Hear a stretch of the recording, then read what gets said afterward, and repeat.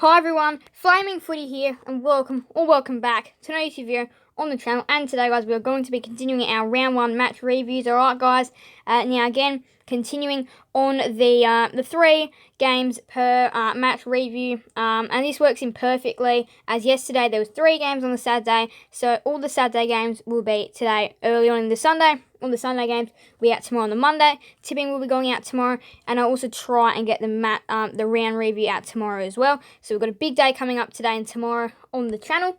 Now, we're going to be reviewing these games today. Now, I have been thinking, and I think that I will make this a permanent thing on the channel as well.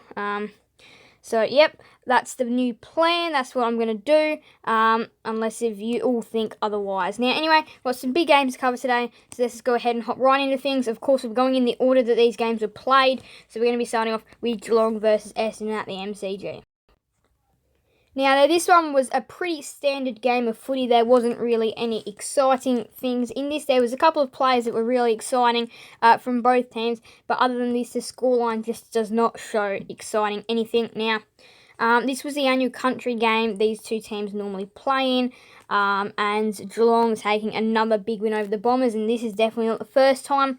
We did think that we were going to see a little bit of a rise from the Bombers this year, and maybe that rise is still to come, but maybe the Cats are just way too good and way better than what most people thought they were going to be. I think some people were priming them to have a fall, and maybe this just goes to show that they are actually really coming, and that they might be a real force this year to give their last year at the flag maybe a real hard crack, or to be contenders for a long time now.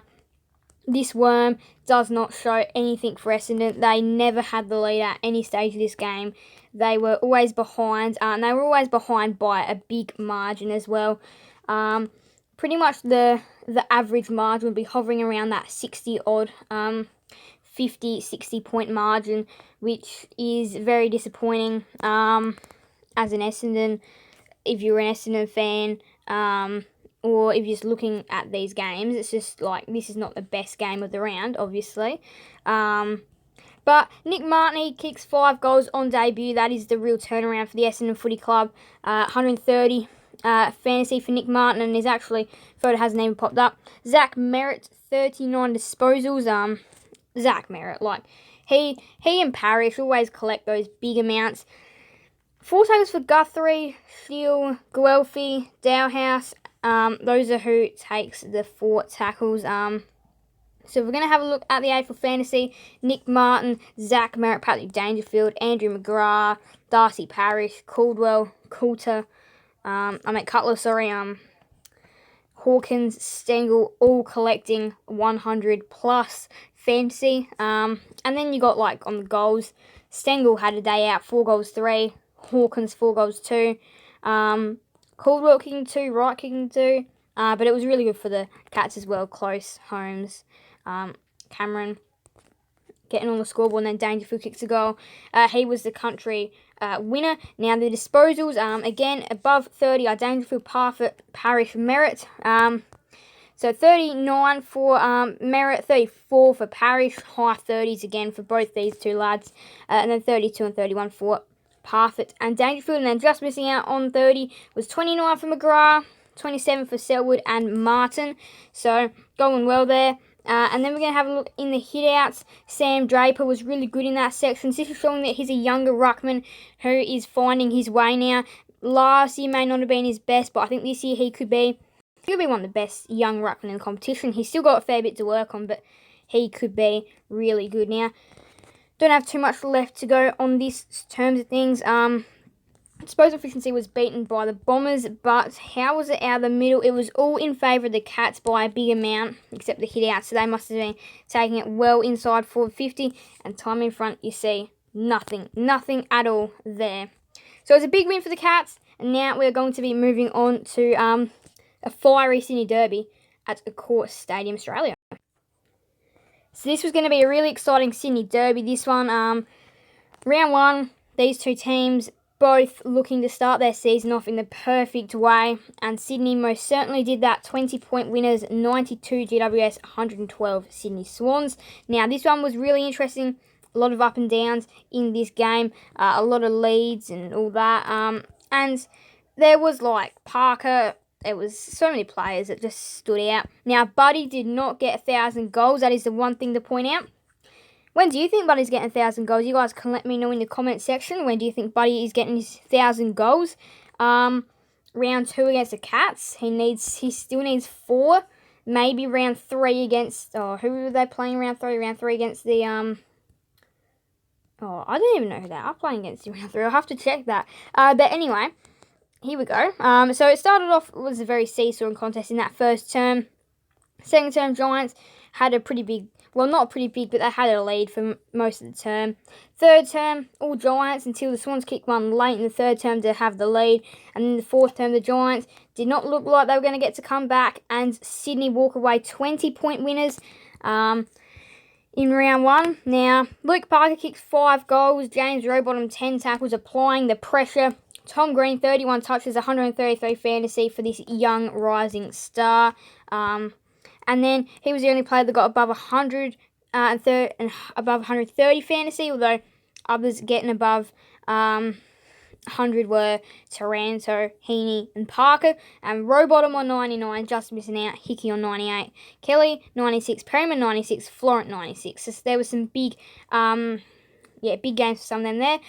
Hickey and Flynn pretty much both equalising in the hit-outs, 33-30.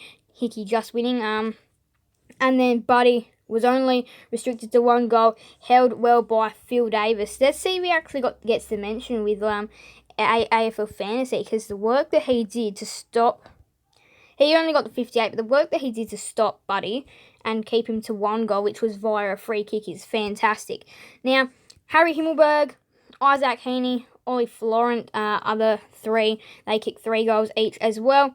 And then other multiple goal scorers, McLean, Green, Lloyd, and Hill. Now, that is that. Now, tackles, James Rowbottom won very convincingly in that term. Now, if we're going to have a look at some stats, this game was even out the middle. Swanee's just doing a little bit better, except centre clearances, though, were in the Giants' favour. Now, time in front was pretty much half-half, except GWS were in front more than the Swans, although the Swans just proved better to be at those bigger moments than what the Giants were. But I tell you what, it was a fantastic and interesting game. Now, if we have a look at disposals on the ground as well, the only one to get up above 30 was Tom Green. So, yes, it was an interesting game as well. This one was tight, it was close, and the Swannies getting the chocolates in round 1 over their crosstown rivals with a nice, convincing 20-point win, and they start the season that they wanted to. So this one was a close one. We're going to be moving now up to the Gabba to see how Brisbane went against Port up at the Gabba Saturday night. This was one of probably the most interesting game of the round so far. Very interesting, not necessarily close, but very interesting in what happened now. This was expected to be a high-scoring game, and at quarter time you got 14-7. This is ridiculous. I'm like, oh my goodness, this is crazy. 14-7, geez. This is meant to be a high-scoring game. Half time, it is 4-6, 30-34. And it's just wait. This is meant to be a high-scoring game. Oh my goodness. And it does start to pick up in the later terms of the game, getting 80-69. Brisbane winning by 11. Now, I did actually think Brisbane were going to be better than this on their home turf, as I expect them to have a really good fortress up there. And Port played pretty well. They both played and exactly if you read these press conferences, if we play like that, we'll win more than we lose. And then that's what Hinckley said. Fagan, really proud Lions found a way to win. Now, this one was a very interesting, hot contest. First term, not really a lot of action. The Lions had a lead the whole time, I'm pretty sure. The whole time in the first term. Second term, seesawing contest of power, though, leading at half-time, three-quarter time, the power led. And they led the whole third term. Then in the final term, the Lions come back after this really long, even stint to find a way to take the win up on their home deck. Now, this one, after trailing by 24 points during the third quarter, Brisbane come back and they snare it by 11 points. I tell you what, Houston was fantastic last night for the Power. 36 disposals, 150 fantasy. Danaher kicking 4 goals. Heard the commentators at the start of the game saying that he needs to start kicking multiple goals per game. If he can have a couple of outings in the year where he gets 4, he will be a really dangerous forward. And then Lachie Neale, 6 tackles. Ollie Wine, 6 tackles. Carl Amon, 6 tackles. Jared Lyon, 6 tackles. Lincoln McCarthy, 6 tackles. Them all playing quite well as well. Some pretty quality names in there.